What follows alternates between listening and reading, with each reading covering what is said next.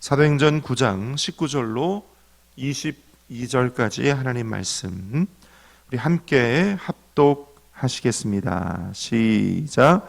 음식을 먹음에 강건하여 지니라. 사울이 다메섹에 있는 제자들과 함께 며칠 있을새 즉시로 각 회당에서 예수가 하나님의 아들이심을 전파하니 듣는 사람이 다 놀라 말하되 이 사람이 예루살렘에서 이 이름을 부르는 사람을 멸하려던 자가 아니냐. 여기 온 곳도 그들을 결박하여 대제사장들에게 끌어가고자 함이 아니냐 하더라.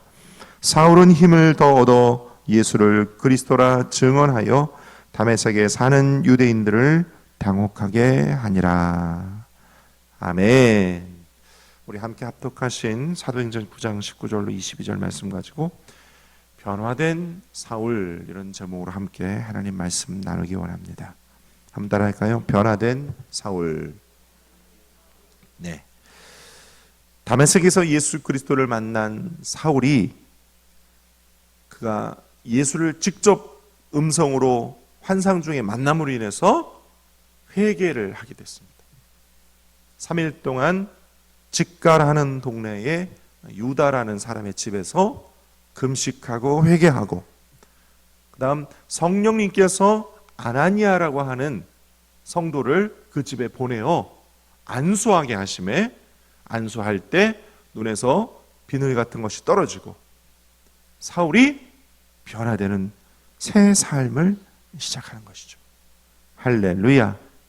그래서 우리가 19절부터 읽었는데 그 바로 앞에 18절, 눈에서 비늘 같은 것이 벗어지고 그 다음 아나니아로부터 침례를 받고, 19절, 그 다음 일어나서 음식을 먹고 다시 강건하여 집니다. 그러고 난 뒤에 사울이 변화된 모습을 이제 구체적으로 보여주기 시작하는 장면이 오늘 저 여러분이 함께 읽은 19절부터 22절까지 말씀인데, 어떻게 변화되었을까? 이 예루살렘에 있는 그리스도를, 예수 그리스도를 믿는 사람들을 잡아 죽이려고 하거나 또는 옥에 가두려고 했던 이 포행자, 그리고 변화되지 않았던 사울이 어떻게 변화되었을까? 어떤 모양으로 변화되었을까? 오늘 말씀 통해 살펴보면서 정말 성령 받은 새 사람의 모습들, 우리도 처음 예수 믿을 때 첫 신앙 있었잖아요. 처음 성령 받을 때 그 모습으로 돌아가고 회복되어지는 역사가 우리 안에도 있게 되시기를 축원드립니다. 첫째로, 변화된 사울은 예수가 하나님의 아들이심을 전파하였어요. 여러분, 성령 받은 사람은요, 전하지 말라고 해도 예수를 전하게 되어 있습니다. 그렇죠? 우리 처음 성령 받고 뜨거운 신앙 갖게 되었을 때 그냥 내 입에서, 내 삶에서 그냥 예수가 나타나잖아요. 그렇죠? 온 가족들, 이웃들, 친척들, 직장에서, 사업장에서 그냥 예수가 나타나잖아요. 사울이 그렇게 됐습니다. 예수가 하나님의 아들이심을 그가 음식을 먹고 일어나자마자 바로 전파하기 시작했어요. 20절, 21절을 제가 읽어드릴게요. 즉시로, 보세요. 즉시로 각 회당에서 예수가 하나님의 아들이심을 전파하니 듣는 사람이 다 놀라 말하되 이 사람이 예루살렘에서 이 이름을 부르는 사람을 멸하려던 자가 아니냐. 여기 온 곳도 그들을 결박하여 대제사장들에게 끌어가고자 함이 아니냐 하더라 그랬어요. 즉시로, 성령 받으면 즉시로 변화되기 시작한다니까요. 그렇죠? 심령이 변화를 얻어 새 사람으로, 할렐루야, 즉시로 예수가 하나님의 아들이심을 전파하기 시작합니다. 그랬더니 21절에 듣는 사람들이 다 놀라기 시작했다. 아니, 이 사람이 예루살렘에서부터 이 이름이 뭐예요? 예수님의 이름을 부르던 사람을 멸하려던 자가 아니냐. 어느 날 갑자기 변화된 거예요. 어느 날 갑자기 예수 이름을 부르는 사람을 잡아 옥에 가두고 멸하려던 사람이 예수가 하나님의 아들이심을 전파하는 사람으로 변화된 것입니다. 놀랍니다. 그러니까 성령받아 이 변화된 모습을 놀람으로 지켜보는 것이 이게 이상한 일이 아닙니다. 지극히 당연한 일입니다. 옛날에 어떤 목사님이 쓰신 책 기억나죠? 기적은 상식입니다. 그래서 그 책과 그 내용에 이렇게 감동받으신 어떤 목사님들은 교회 앞에다가 기적이 상식이 되는 교회 이렇게 써놨더라고요. 하도 기적이 안 일어나니까, 현대교회에 하도 기적이 안 일어나니까 제발 좀 기적적인 일들이, 사람이 변화되고 질병이 쫓겨나가고 저주의 어두운 그림자가 쫓겨나가는 그런 기적이 상식이 되는 교회가 좀 됐으면 좋겠다. 초대교회와 같은 교회, 그렇죠? 그래서 사람들이 변화되기 이전의 사울에서 변화된 사울로 이 기적적인 모습들이 좀 우리 교회 안에 다 있었으면 좋겠다 하는 마음으로 기적이 상식이 되는 교회 이렇게 막 써붙이는 것이 한때 유행인 때가 있었어요. 그렇습니다. 사울이 스데반 집사가 돌에 맞아 순교당할 때 그 참혹한 현장에서 그것이 마땅하다 여기던 사람이었어요. 살기가 등등하여서 예수 믿는 사람들을 잡기도 하고 옥에 가두기도 하고 멸하려던 자였습니다. 남녀노소를 막론하고 결박하여 잡아올 공문을 대제사장들에게 요청하였다. 이게 공권력을 요청한 거거든요. 공권력을 가지고 뭐 하려고? 그리스도를 믿는 사람들을 다 멸하려고. 이랬던 사울이 변화된 것입니다. 할렐루야. 여러분, 이렇게 극단적으로 예수 믿는 사람을 핍박했던 사울이 극단적으로 예수를 하나님의 아들이라 전파할 수 있도록 이렇게 극단적인 변화를 이룰 수 있는 이는 하나님밖에 없습니다. 할렐루야. 하나님만 하실 수 있는 일을 오늘 저와 여러분 보고 계시는 거예요. 하나님만 하실 수 있습니다. 하나님만 하실 수 있습니다. 저희 어머님이 전라남도 완도군 고금면이라는, 완도 옆에 고금도라는 섬의 고향이시거든요. 제가 초등학교 때 제 기억에 그 전라남도 완도 그 고금면이라는 섬에 가보면 한 집 걸로 한 집 무당이 있던 섬이었어요. 섬이잖아요. 그러니까 거의 섬 주민의 절반이 무당이에요. 그런 섬 지역이 있었어요. 옛날에 그 완도군, 진도군, 신안군 이쪽으로 가면 섬마다 그렇게 무당이 많아요. 그랬던 섬이, 제가요 이제 초, 중, 고, 그 다음 군대를 갔다 왔거든요. 제가 군대를 갔다 와서 이제 제대했습니다라고 시골 할머니 할아버지께 이제 인사를 드리려고 섬을 갔어요. 그러니까 한 10여 년이 훌쩍 넘는 그런 시간 만에 그 섬을 다시 방문하게 된 건데 깜짝 놀랐어요. 이제 초등학교 기억에 한 집 걸로 한 집 무당집이 있던 그 섬에 대한예수교 장로회 통합측, 그 통합측 교회들은 그 통합측 마크가 이렇게 붙어 있거든요. 대한예수교 장로회 통합측에 대형 교회가 그 섬 중앙에 딱 생겼더라니까요. 어마어마하게 큰 교회가 생겼어요. 할렐루야. 동네에도 또 작은 교회들이 많이 생기고, 이게 지금 가보면요 온 섬 안에 교회 천재, 교회, 여기도 교회, 저기도 교회. 할렐루야. 고금도에 순복음교회만 없어. 교회만. 그 통합측 교회는요 교회 건물이 엄청 커요. 어마어마하게 커요. 대형 교회가 됐어요. 그러니까 지금 그 고금도라는 섬 주민의 제가 봤을 때 거의 대부분이 다 예수 믿는 사람으로 전도가 되고 변화가 된 거죠. 누가 하셨습니까? 하나님이 하셨습니다. 할렐루야. 제가 얼마 전에도 간증했지만 저희 큰 고모부, 제가 새벽 예배 때 간증한 적 있죠? 큰 고모와 큰 고모부 평생도록 불자로 지내시던 분들이 그 고모부의 고향인 경상북도 영주라는 곳으로 내려가셔서 그 대대로 내려오는 그 과수원 거기 이제 하신다고 내려가셨는데, 얼마 전에 전화가 왔잖아요. 장 목사 할렐루야 이러시더라고요. 깜짝 놀랐어요. 평생도록 불교이시고 우리 어머님이 그렇게 전도하셔도 완고하시던 분들이 예수 믿게 되셔가지고 할렐루야. 아니 어떻게 되신 일이냐, 제가 둘째 고모한테 물어봤거든요. 시골 교회 목사님이 매일 신방을 가서 얼마나 잘해드렸는지 마음에 감동을 받으셔가지고, 아 그래 내가 이곳에 내려왔으니 이제 예수를 믿어야 되겠다. 그래가지고 요즘 가끔 전화 와서 장 목사 내가 어디가 아픈데 기도 좀 해줘. 그래 전화로 기도해드리고. 할렐루야.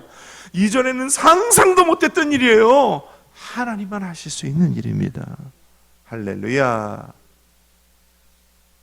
간혹요 무슨 뭐 인터넷 SNS, 인스타그램, 뭐 유튜브 이런 데 보면은 유튜버들이 하는 말이, 옛날 우리 속담, 우리 한국의 속담에 무슨 사람은 고쳐서 쓰는 것이 아니다, 뭐 이런 이야기를 하면서 사람은 바뀌지 않는다, 뭐 이렇게 얘기를 하잖아요. 또 많은 사람들이 현대 교회를 욕할 때, 아니 왜 교회에 이상한 사람이 많냐, 그런 얘기를 하잖아요. 그거 왜 그런지 아세요? 이유가 있어요. 초대교회, 예수님 때부터 교회 공동체는, 교회 공동체를 말하는 겁니다. 교회 공동체는 이상한 사람이, 그러니까 보통의 기준에 이상하다 여겨지는 그런 사람들을 얘기하는 거죠. 그런 이상한 사람들이 교회 공동체 안에 들어오는 것을 막지 않았어요. 예수님부터 그랬습니다. 예수님 때부터 초대교회 공동체가 이상한 사람들이 교회 안에 들어오는 것을 막지 않았어요. 그러니까 교회 공동체가 이상한 사람들의 입장에서는 너무나 따뜻한, 우리를 맞아주는 공동체인 거죠. 그래서 교회 공동체 안에 이상한 사람들이 많이 들어와 있어요. 지금도 그렇습니다. 세상 사람들이 볼 때 교회는 이상한 사람들이 모이는 곳이야. 하지만 그것도 하나님의 은혜예요. 그 사람들이 변화되는 것, 하나님만 하실 수 있는 일이기에 오늘도 우리는 우리 자신이 그런 사람이요, 우리가 그런 사람들을 그리스도의 사랑으로 보듬어주고 성령 받게 해서 변화시키는 일에 동참하는 저와 여러분이 성령의 동역자인 것입니다. 할렐루야. 오늘 사울이 그런 사람이었어요. 그렇게 변화되었어요. 여러분, 그래서 우리는요, 하나님만 하실 수 있는 이 놀라운 일들, 이 변화의 일들 가운데 우리는 오직 믿음으로 순종하는 사람이어야 할 줄로 믿습니다. 가슴을 손 얹고 나눌까요? 우리는 오직 믿음으로 순종하는 사람이어야 합니다. 순종만 하면 됩니다, 여러분. 너는 그냥 그물을 내리기만 해. 고기는 내가 잡게 해줄게. 하나님 오늘 우리에게 말씀하세요. 너는 그냥 돌멩이를 던지기만 해. 골리앗은 내가 쓰러뜨려 줄게. 너는 그냥 믿음으로 순종함으로 성을 돌기만 해. 여리고는 내가 무너뜨려 줄게. 할렐루야. 너는 그냥 지팡이를 내밀기만은 해. 홍해바다는 내가 갈라줄게. 하나님이 우리에게 그렇게 말씀하세요. 우리가 홍해바다를 가르는 게 아니에요. 능력도 없어요. 우리가 무슨 능력이 있어서 여리고성을 무너뜨립니까? 그럴 수 없어요. 하나님은 명령하실 때 오직 믿음으로 순종하는 것밖에 우리가 할 건 없어요. 그런데 그 순종 가운데 하나님이 역사하시고 기적이 일어나는 것이죠. 사울이 바울 되게 하세요. 홍해가 갈라져요. 여리고가 무너져요. 골리앗이 쓰러져요. 빈 그물에 고기가 가득 차게 되는 역사가 일어나게 될 줄 믿습니다. 그러니 우리가 할 것은 뭐예요? 오직 믿음으로 순종하는 일밖에 없다. 꼭 기억하실 수 있기를 축원드립니다. 두 번째, 변화된 사울은 힘있게 설교하였어요. 여기서 이제 중요한 건 힘있게, 한번 따라할까요? 힘있게 설교를 합니다. 22절 말씀 보니까 사울은 힘을 더 얻어 예수를 그리스도라 증언했다. 사울이 예수가 그리스도다라고 힘있게 증거했는데 3일 동안 먹지도 못하고 자지도 못하고 회개하면서 그가 아나니아의 안수를 받아 눈에서 비늘 같은 것이 벗어지고 이제 일어나 음식을 먹고 힘을 얻어 설교를 할 때 성령께서 힘을 더하여 주셨다 이 말입니다. 성령께서 힘을 더하여 주셨다. 방금 전 말씀드린 것처럼 변화시키는 이도 성령님, 힘을 더하여 주신 이도 성령님이시라는 사실을 우리는 잊지 말아야 할 줄로 믿습니다. 여러분, 우리가 성령 받고 난 뒤에 그 다음 꾸준히 천국 갈 때까지 이 땅에서 신앙생활을 하는 동안에 가끔 배터리가 방전되듯이, 그렇죠? 휴대폰 배터리 방전되듯이 힘 떨어질 때 있어요, 없어요? 있어요. 근데 그럴 때 넘어지고 쓰러지고 그럴 때 성령의 힘을 다시 공급받아야 됩니다. 다시 공급받아야 돼요. 여러분, 이거 잊지 마셔야 됩니다. 힘을 공급하시는 이는 성령이십니다. 여러분, 우리에게 거룩한 사명 감당하는 힘은 내 힘으로 하는 겁니까? 아니요. 주님이 주시는 힘으로 하는 겁니다. 가끔 어떤 사람은 커피를 의존하는 사람이 있고, 우리 현대인에게 이 의존병, 이 굉장히 의존병을 심리학에서는 뭐라고 표현하는지 아십니까? 의존증을 중독이라고 표현합니다. 이 현대인들에게 이 의존증, 의존병은 이게 상당히 심각한, 어떤 사람은 술과 담배, 어떤 사람은 쾌락, 어떤 사람은 카페인에 의존합니다. 심지어 그리스도인들도 어떤 쉼이나 재충전 이런 거를 휴대폰, 인터넷 이런 걸로 재충전하려는 사람들이 있어요. 우리에게는 예배라는, 기도라는, 찬송이라는 하나님 성령의 힘과 능을 공급받는 위대한 방법이 있어요. 할렐루야. 주인의 쓰심에 합당한 그릇, 큰 집에는 금그릇도 음그릇도 쇠그릇도 쥐그릇도 있는데 주인의 쓰심에 합당한 그릇, 어떤 그릇입니까? 깨끗한 그릇입니다. 깨끗한 그릇. 주인의 쓰심, 다시 말해서 그 그릇에 주인이 마음 넣고 아무 음식이나 담을 수 있는 그릇은 깨끗한 그릇이어야 한다. 그러니 어떤 술이나 마약이나 세상 쾌락이나 카페인이나 이런 중독적인 것으로 내 그릇 채우지 말고 거룩한 성령님 오실 때까지 우리의 안에 있는 세상 것들 비워내어 드리고 성령의 힘을 공급받으시는 저와 여러분 되시기를 축원드립니다. 세 번째로, 변화된 사울 때문에 다메섹의 유대인들이 당혹스러워합니다. 22절 우리 함께 읽겠습니다. 사울은 힘을 더 얻어 예수를 그리스도라 증언하여 다메섹에 사는 유대인들을 당혹하게 하니라 그랬어요. 간혹 어떤 사건의 핵심 인물이 변화되어서 관련자들이 당혹스러워하는 일들을 봅니다. 여러분, 이런 일들도 역시 하나님이 하시는 겁니다. 하나님이 하시는 겁니다. 앞에 9장 15절에도 말씀 보면 이 사람은 사울은 내 이름, 예수의 이름을 이방인과 임금들과 이스라엘 자손들에게 전하기 위하여 택한 나의 그릇이다 그랬어요. 그렇게 예수의 이름을 이방인, 임금들, 이스라엘 자손들, 그러니까 유대인들에게 전하기 위해 택한 그릇 사울이다. 주님께서 이미 말씀하셨고 그렇게 하나님께서 택하여 변화되어 쓰시니까 이스라엘 사람들, 다메섹에 있는 사람들, 이방인들과 유대인들이 당혹스러워합니다. 그들이 왜 당혹스러워했을까요? 왜 당혹스러워했어요? 변화됐으니까. 그렇죠? 완전 180도 변화됐으니까. 이 앞에 있는 22절에 같은 22절이죠. 22절에 보니까 사울은 힘을 더 얻어, 성령께 힘을 더 얻었죠. 예수를 그리스도라 증언하여 이렇게 되어 있는데, 여러분 여기 써 있는 이 증언이라는 말의 헬러를 보면요, 쉰비바츠라고 하는 단어예요. 한번 따라할까요? 쉰비바츠. 제가 말씀 연구하다가 쉰비바츠에 대해서 보니까 세 가지 의미가 있어요. 첫째는 추론하다 이런 뜻이 있어요. 그 다음에 두 번째는 모으다 이런 뜻이 있고, 세 번째는 증명하다 이런 뜻이 있어요. 이게 무슨 말이냐면, 쉰비바츠라는 이 증언하니라, 이 쉰비바츠의 의미가 뭐냐면 어떤 증거를 증명하기 위해, 추론하기 위해 증거물을 모으고 그걸로 증언하는 과정을 쉰비바츠라고 해요. 그러니까 어떤, 지금 시대도 마찬가지죠. 교수님들이 논문을 쓰거나 이럴 때 보면 증거 자료를 제시하잖아요. 그렇죠? 연구 논문에 증거 자료가 있어야 명제가 나오는 것 아닙니까? 그러니까 증거를 모으고 그것으로 추론하여 증명하는 과정을 쉰비바츠라고 헬라어는 표현하고 있는데 사도 사울이 이걸 했다는 거예요. 쉰비바츠를 했다는 거예요. 그래서 이게 놀라운 거는요, 사울의 출신이 뭡니까?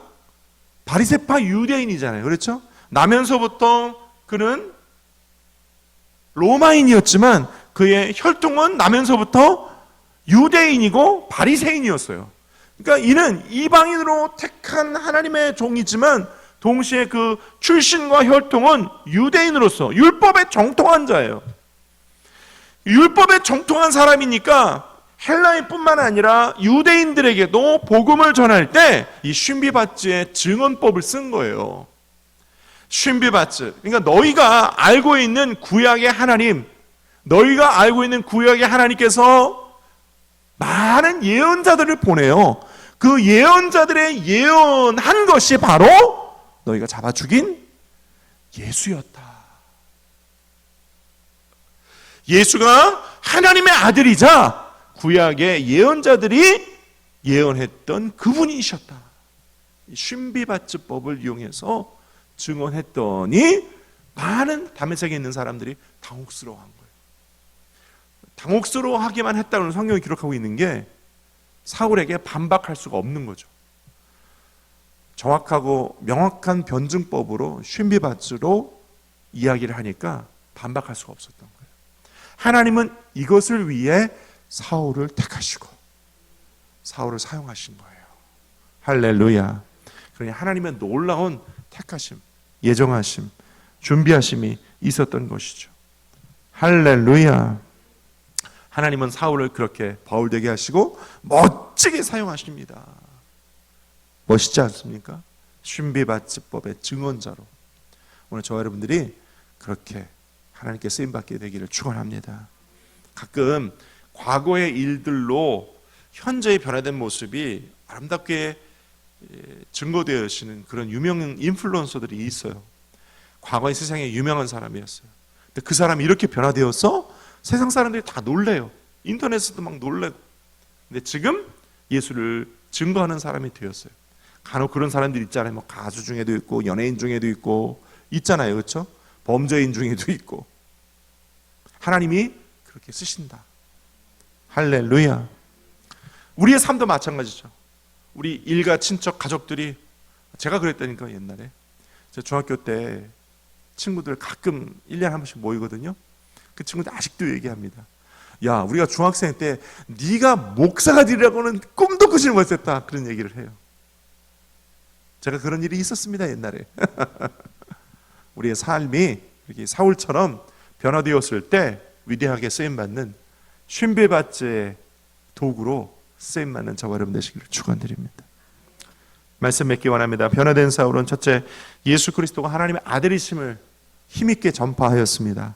두 번째, 그가 성령의 힘을 얻어 힘있게 복음을 전파하였고, 마지막 세 번째, 다메섹에 있는 유대인들이 당혹스러워할 만큼 그가 구약의 예언자들이 예언한 그 예언들이 바로 예수 그리스도를 증언한 내용이었음을 쉰비바츠법으로 증언하였습니다. 그랬더니 그들이 당혹스러워하는 결과를 가져오게 되었다.